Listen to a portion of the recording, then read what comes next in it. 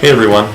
My project focuses on alcohol advertisements seen in black popular magazines and the ways in which African Americans are portrayed from the 1970s through the 1990s. Popular black magazines such as Ebony and Jet have always been an important medium for addressing African American issues and interests in a positive light, and for being a resource for African Americans to exchange discourse about black culture. My topic will aim to answer the question of how black men and women are portrayed by alcohol companies using magazine ads, and also what messages these advertisements are sending to black audiences. Representation is a key issue here, mainly because it is important to know if alcohol advertisements depict an accurate reflection of African American societal role, or if the representation is more saturated with stereotypical images surrounding blacks.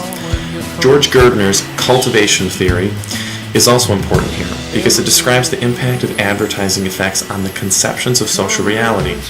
Overall, monitoring the representation of race is relevant as consumers learn from the media and might shape their perception of the group represented.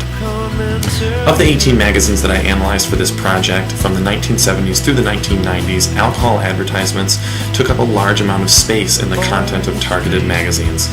A similar study done by Patrice Sierras found that in black publications, alcohol was the third most frequent product associated with black men.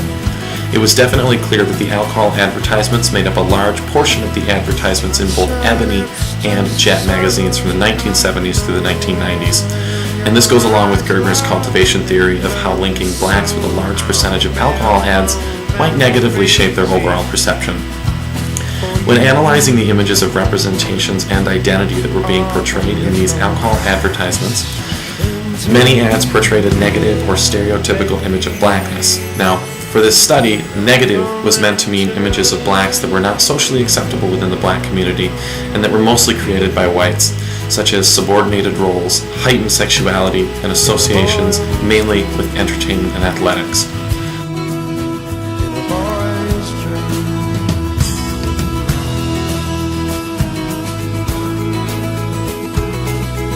Most models featured in these alcohol advertisements were seen in non-occupational roles, and this held true for all 3 decades observed.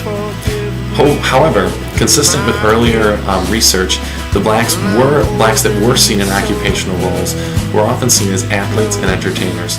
This was true for both Ebony and Jet magazines. Ebony and Jet also featured more sexually oriented appeals in alcohol advertisements, along with depictions of groups at social gatherings, music, and surrounding hip-hop culture.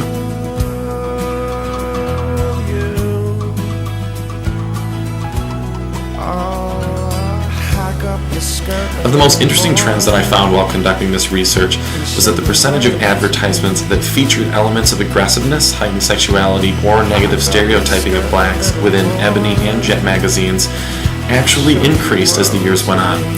In the 1970s, we found that only 6% of the alcohol ads were coded as portraying negative or stereotypical images of blackness.